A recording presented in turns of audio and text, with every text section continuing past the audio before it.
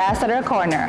Indonesia and the Philippines have enjoyed a long and warm relationship for the past 74 years. To celebrate that, I am now at the Embassy of the Philippines right here in Jakarta, Indonesia, to have a chat with my very special guest, the Ambassador of the Philippines to Indonesia, Her Excellency Gina Alagon Jamoralin. Join us as we talk more about her experience living in Jakarta and also about the current condition of the relationship between Indonesia and the Philippines.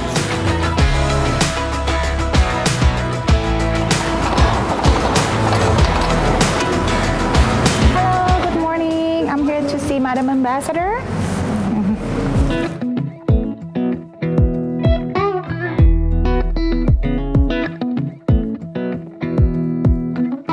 Philippines, an island country in Southeast Asia in the Western Pacific Ocean, is an archipelago consisting of some 7,100 islands and islets, lying about 800 kilometers off the coast of Vietnam.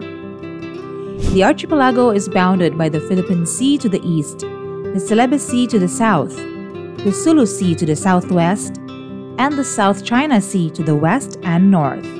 The archipelago stretches about 1,850 kilometers from north to south, and its widest east-west extent is some 1,130 kilometers. The large islands fall into three groups: the Luzon group in the north and west, the Visayas group in the center, and Mindanao in the south. The Philippines is one of the most dynamic economies in the East Asia-Pacific region. With increasing urbanization, a growing middle class, and a large and young population, the Philippines' economic dynamism is rooted in strong consumer demand, supported by a vibrant labor market and robust remittances. Business activities are buoyant with notable performance in the services sector, including the business process outsourcing, real estate, and finance and insurance industries. Sound economic fundamentals and a globally recognized competitive workforce reinforce the growth momentum. The industry drivers of the Philippine economy are the construction, tourism, manufacturing, and services industries. Within the manufacturing industry, petroleum, transport equipment, beverage industries, and food are the top contributors to economic growth. Indonesia-Philippines established diplomatic relations in 1949. Since then, both countries enjoy cordial bilateral relationship in spirit of kinship. The two countries are considered allies, and it is considered as one of the most important bilateral relationships in ASEAN. Both countries have established embassies in each capitals. Indonesia has their embassy in Manila and consulate general in Davao City, while the Philippines has their embassy in Jakarta and consulate general in Manado. High-ranked stately visits have been conducted for years. Both nations are the founders of ASEAN and the members of Non-Aligned Movement and APEC. Both countries are members of the East ASEAN Growth Triangle together with Brunei Darussalam and Malaysia in the BIMP-EAGA. Both countries are mainly composed of islands, and they both reject territorial claims of the People's Republic of China in the region.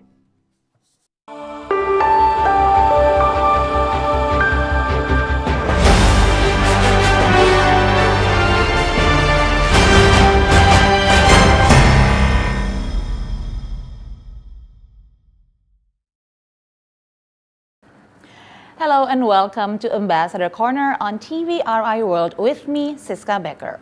Indonesia and the Philippines have established diplomatic relationship since the 24th of November 1949, and since then both of our countries have enjoyed a long and warm relationship. And now, to welcome the celebration of the 74th anniversary of our country's relationship, I am now at the Embassy of the Philippines in Jakarta to have the privilege of speaking with the Ambassador of the Philippines to Indonesia, Her Excellency Gina Alagon Jamoralin.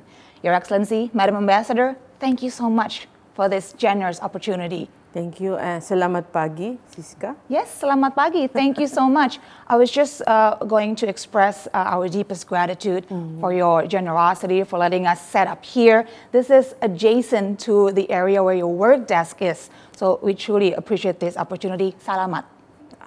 Salamat. Terima kasih. This is my inner sanctum. Oh, thank you so much. We truly appreciate it. Yeah. Now, Your Excellency, before we dig deeper into the current condition of the relationship between Indonesia and the Philippines, we would like to take this opportunity actually to learn about you a little bit more. You've only been stationed here since March this year, 2023. Yes. So I think it'll be great to be able to know more a little bit about your background and your journey before your position here in Jakarta, Indonesia. Now, Madam Ambassador, I learned that you've been a career diplomat for the past 30 years. You've been stationed in many cities around the world, from Bucharest, Tokyo. You've also served as Consul General in Hawaii, in Chicago, and now you're in Indonesia. But I learned that as a young girl, actually your main interest was in history and archaeology. And then you have extensive academic background in economics. So maybe you can fill us in on how did your journey on diplomacy start? And what was your journey like before you finally arrived here in Jakarta, Indonesia? Well, actually it was maybe a long story, but to keep a long story short, I think my love for foreign languages led me to get to know about this examination for the Foreign Service. Before joining the Foreign Service, I was a government researcher in another institution, the Ministry of Science and Technology. I was working as a statistician. So, but then even though I was doing in another field, I was taking foreign language classes. I see. Once in Russian, if I'm not mistaken. Yeah, Russian language. Because I love Russian literature. Dostoevsky, Tolstoy. Yeah. So my teacher in the Russian language class took the Foreign Service exam himself. So he told me, why don't you join? He said, oh yeah, what is it about? So I have really no intention. It was not my plan, actually. I wanted to really specialize in economics. Yes. And to be really academic or a technocrat. That's my... But then, yeah, I took the exam, which is nationwide in 1991, I think. And then, surprisingly, I passed this exam. So that's how it started my journey to the Foreign Service. And I'm happy because my first assignment dived into my economic experience because I was a special assistant to the Asia-Pacific Economic Cooperation. That was my first assignment, handling economic cooperation. So I'm just curious, since you got here from March 2023, so around 8 months already, you lived here in Jakarta, Indonesia. How has it been? How has been the experience like? It's been like I hit the ground running, literally, because when I arrived here in March, I presented my credentials to President Widodo in June. But in May, Indonesia hosted the ASEAN Summit. So I had to welcome my president, President Ferdinand Marcos Jr., and of course the First Lady, and assisted in the Philippine participation in the ASEAN Summit. The first one was in Labuan Bajo. Yes. And the second one, the President also came here to attend the second ASEAN Summit. Yes, in between those big summits, I've been to other parts of Indonesia officially, but of course I did not fail to enjoy also the local, the local tourist attraction, the food. I've been to Manado. Oh, that's nice. And also joined the Tomohon Festival. Okay. Yes, with the other foreign diplomats. The Manadonese culture is actually quite similar, right? Yes. To Filipino culture. And sometime in May, I attended the Bandung commemorative activities. Of course, these are upon the invitation of the Foreign Ministry. Been to Bandung, I have been to Yogyakarta several times to attend this, a lot of commemorative activities. And I've been to Aceh, Banda Aceh, to visit some of the Filipino students there and teachers. And I met also some officials. Okay, so quite an array of visitations around Indonesia. Could you share with us what has been the most memorable event or place that you've visited so far? So far? So far, yes, in your 8 months in Indonesia. I think everything is special for me because everything is new, except Yogyakarta, because I've been to Yogyakarta way back in 1994 when the Indonesia hosted the APEC summit. Yes. And we had meetings here, but I think I like the one in Labuan Bajo. Too bad I was not able to visit the Komodo. The Komodo dragons. Yeah, Komodo dragons are busy. But that place really is very picturesque. Okay, now you've provided me with the perfect segue actually to my next question. You mentioned about your meeting fellow Filipinos in Labuan Bajo, because I've read up about your profile and you've always mentioned actually one of the lasting legacy that you want to put forward in your work as a diplomat is to be a comforting presence for fellow Filipinos abroad. Yes. So maybe we can learn more about the Filipino diaspora living in Jakarta or in Indonesia. Could you tell us a little bit more about them? I have a special, attention to our Filipino overseas workers. But here in Indonesia, we have around 6,000 scattered all over the different parts of Indonesia. But I think mostly are here in Jakarta.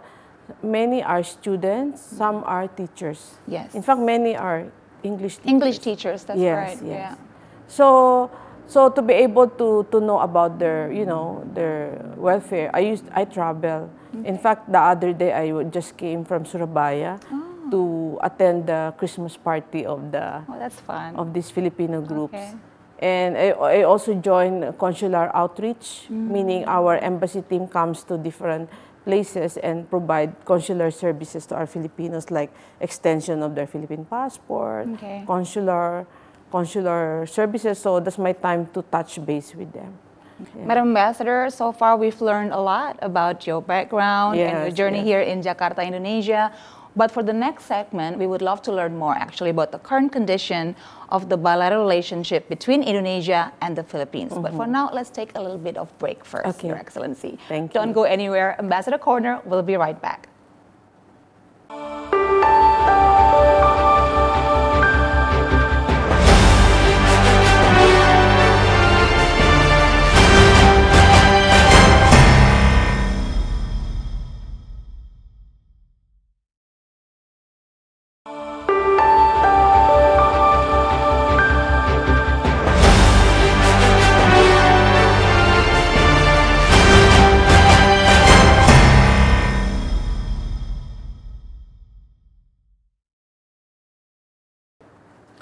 Welcome back to Ambassador Corner with me, Cisca Becker, and my very special guest, Her Excellency Gina Jamoralin, the Ambassador of the Philippines to Indonesia.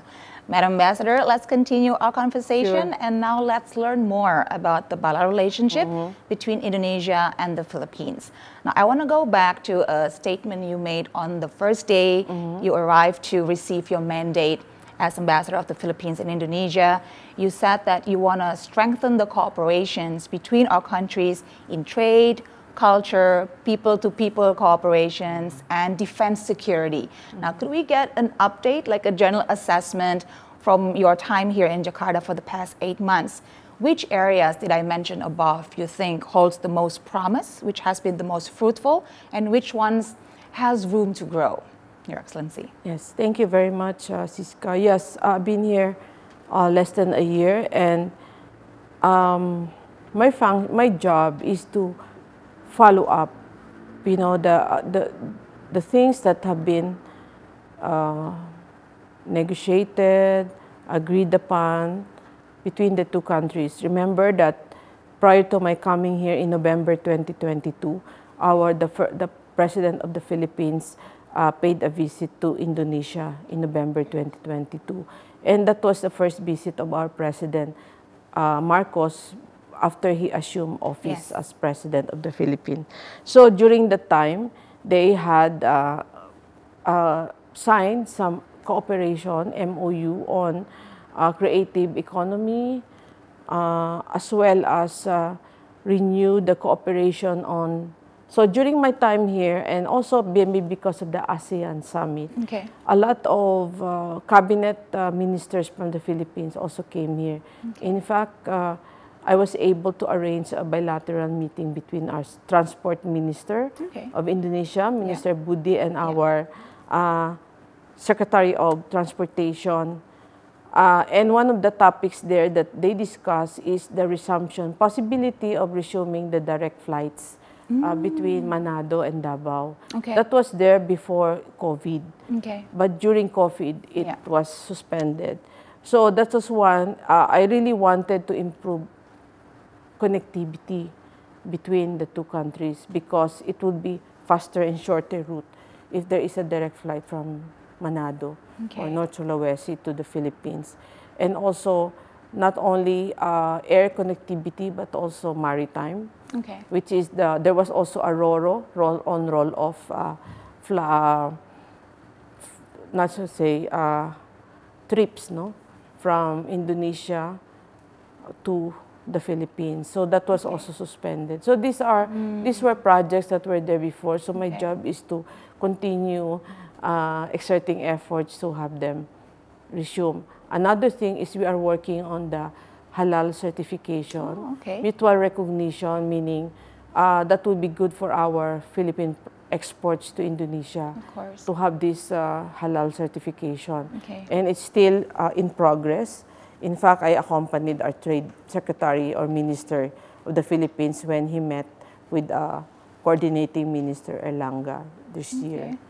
The other areas that is also ongoing is the talks on the delimitation between the Philippines and Indonesia extended continental shelf. Remember that previous year, Indonesia and Philippines signed the delimitation boundary for its EEZ. So this time, there is ongoing discussion on the continental shelf. So another thing would be to promote more people-to-people links, tourism. So I'm also promoting our Philippine universities, the Philippine education sector. I noticed that, you know, during my time here, I met some Indonesian doctors who speak fluent Filipino, and I learned that they specialize in the Philippines. I see. So yes, I've met some of them.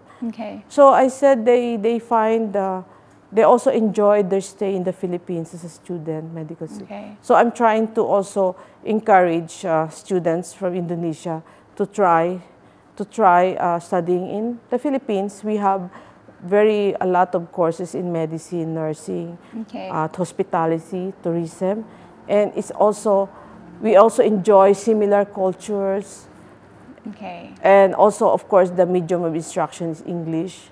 Now, I want to touch upon a more of a sensitive area in our cooperation. Although the relationship between our countries has been nothing but cordial and warm, we actually have a lot of cooperations for defense and security issues. Now, how would you describe the development of these kind of cooperations in defense and security, especially for issues like border crossing, undocumented Indonesian nationals in the Philippines, even transnational crime, which has been on the rise in the past few years? Yes, in that aspect, our bilateral cooperation is very strong, especially in the area of preventing trafficking. You know, if you know, there are also cases that have affected, since Indonesia and Philippines sends many of its people working abroad, so they are really prone to being, to the risk of trafficking. So we have strong working cooperation with that. Even if it happens in the Philippines or Indonesia, both countries are very active in helping each national. And on defense, you know that part of our collaboration is Indonesia. We have the Philippines will also be, having some close collaboration with the Indonesian Defense Forces. In fact, they just joined. They had joint exercises. I think the defense forces of our countries have always had a really good relationship because we have a history of always helping each other, have each other's backs in solving separatist pressures, for instance, and problems arising from them. So it will be encouraging to hear from you, Madam Ambassador, how the relationship has actually even strengthened more in these past years. Now, let's touch upon a little bit on the economic side of the relationship. Now, Indonesia is currently the Philippines' biggest supplier of coal. Approximately 70% of the coal in the Philippines come from Indonesia. But maybe you can tell us a little bit more about other areas, other products that is most exported from Indonesia or imported from the Philippines. Yes, that is one area that also, I would hope that I could make an impact or different. Coal is a necessity. It's very important for our energy security. So apart from coal, I think we also import some raw materials, rice. I think before, but now because rice has been very, very scarce commodity. So I think it's very expensive, and I think Indonesia also needs to also conserve, its rice supply. So I think we have also looked for other possible suppliers of rice. But I think maybe I can say that really more than half of our imports from Indonesia are raw materials. And I'm trying to also improve or increase more trades on other manufacturers from the Philippines. But right now we are exporting semiconductors and some industrial parts. So if we can also, I know the problem is Indonesia produces also some products which are also available in the Philippines, like coffee. You know, you're a big producer of coffee. We also produce coffee and some agricultural products. I see. So Indonesia is our second import market, and Indonesia is our 14th trade market. So meaning some of our products are exported to other markets like Europe, Japan. But of course, we export to Indonesia as well. Now we're going to talk a little bit more about our shared values, our shared perspective, and how we can learn from each other for a better future for both of our countries. But now let's take another short break, Madam Ambassador. Okay, thank you. Don't go anywhere. Ambassador Corner will be right back, right here on TVRI World.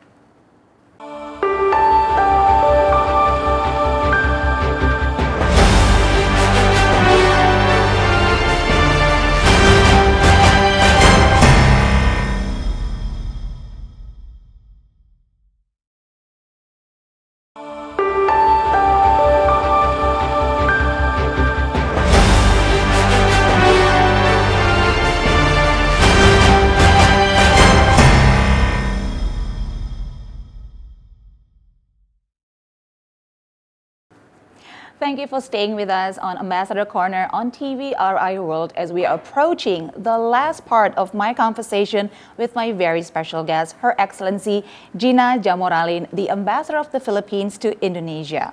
Madam Ambassador, we are now at the last part of our conversation. We've learned so much so far, but at this last ending, maybe we can talk more about our shared values and shared perspective. And there is also a lot of commonalities in the history of our countries. We are both developing nations. We've gone through a lot historically, economically, and politically. You know, we've had our lessons, from previous governments, and we've had our share of colorful leaders in the past. How do you think that this shared experience and this shared commonalities can help us in building a stronger relationship between our countries? Oh, well, yes, I can affirm that we really have many shared things. First, shared race. We belong to the same Malay race. Second, we have the shared history of colonial experience. Although the Philippines declared independence much earlier in 1898 against Spain, we have similarities in terms of our geographic makeup. We are both archipelagic states. we have similarities in terms of our population. Okay. Because, of course, Indonesia is twice as big in terms of population than Philippines. So I go for the ASEAN way to have a collective approach to all of these problems. In fact, I know that through ASEAN, as a founding member, Philippines and Indonesia have a long history of cooperation, were it not even for climate change, for political, political issues. So it's really more collective approach, because in this age of globalization, no man is an island, so no country can solve the problems alone, because many of the problems are transnational. Yes. They really cross boundaries, where even pollution, even natural disasters, it needs cooperation. Do you think there's anything we can learn from each other about, natural disasters responses, maybe on how to handle food security, how to be able to transition into clean energy smoothly? All of these problems we need to face together as a region, as you said before, because these are transnational issues. Yes. What do you think, Madam Ambassador? I think we can learn from each that we are complementary. For example, how should I say? Indonesia is one of the largest Muslim country in the world. So we learned a lot. We learned a lot from the about Islamic faith from Indonesia. You know that we are also at least 10% of our population in the south as Muslims. So in fact, Indonesia was very active, especially in the early 90s during the negotiation for a peace agreement between Philippines and our Muslim brothers, Muslim groups in the Philippines. And Indonesia served a mediating role at the time. So that's one thing Indonesia has something to provide us some examples, lessons. And for the Philippines, we are predominantly Christian. So I think this will also be good for the Christian population in Indonesia. We are one of they say the only Christian country in Southeast Asia. Madam Ambassador, let me touch upon another aspect of the cooperation between our countries. So both Indonesia and the Philippines are actively supporting the Master Plan of ASEAN Connectivity, which will enhance greater mobility within the region. Maybe you can provide us with an update on ongoing projects or maybe upcoming projects that will connect Indonesia and the Philippines better, and how would that benefit the people of our countries? I know, while I'm not the one in charge of ASEAN, because we have a separate mission to ASEAN, I know there is a master plan. There is a master plan, and our countries, the ASEAN countries, are working on the plan. But that is something really very critical in also forging more nationwide development of all the ASEAN member states. In fact, through the BIMP-IAGA, perhaps you've heard about the BIMP-IAGA, this is a sub-regional grouping of adjacent countries. For example, the BIMP-IAGA is composed of Brunei, Indonesia, Malaysia, Philippines, East Asia Growth Area. So the areas, the marginal areas, they promote trade among these countries. I think for Indonesia, it's Sulawesi, and for Philippines, it's Mindanao and Palawan. So through connectivity, that's why I want to go back to my efforts to have direct connectivity. So trade will follow if there is direct routes. Trade will follow, people will follow if there are flights, to carry these people, this merchandise, this cargo. So connectivity is very important, because it's the one driving trade flows and tourism flows. I've always wanted to visit the Philippines during Christmas time because I can only imagine how festive it must be over there when Christmas time. Now, we are approaching festive season right now. So I was just wondering, maybe I cannot visit the Philippines yet, but is there something that the Embassy of the Philippines here in Jakarta is preparing to give people here a taste of how Christmas time in the Philippines will be like, maybe in terms of the feast, the food, and the vibes that are represented? Is there any events coming up soon, Madam Ambassador? Yes, thank you, Cisca. Yes, at least to recreate the ambience, the Christmas ambience, we are organizing something, a culinary event on December 6th. We have invited a chef from the Philippines to showcase, to feature 1 or 2 dishes that is normally served during Christmas. Okay. And hopefully, by showcasing that kind of culinary, we'll be able to bring to Jakarta our Christmas season. Yes. Nothing brings people closer like food. Yeah, right, food. Ambassador? Food, yes. And it'll be interesting to learn about the halal food that is available actually in the Philippines for a lot of Indonesians. Yes, we are also developing our halal industry for our tourists coming from the Muslim countries, and halal hotels, halal food. So this is one area where we can learn from Indonesia, actually. Okay, a lot of encouraging updates indeed. Madam Ambassador, our conversation has been nothing but so delightful. We learned so much about the relationship between our countries and the great potential it has for future. Thank you so much once again, Your Excellency, for your time, for your insights. Salamat once again, and to you and the whole staff at the Embassy of the Philippines, mabuhay. Thank you so much. Thank you very much. Terima kasih. Terima kasih, sama-sama. And that's the end of this edition of Ambassador Corner. Thank you so much for watching. Make sure you join us for upcoming editions of Ambassador Corner right here on TVRI World. I'm Cisca Becker. See you next time. Until then, take care and goodbye.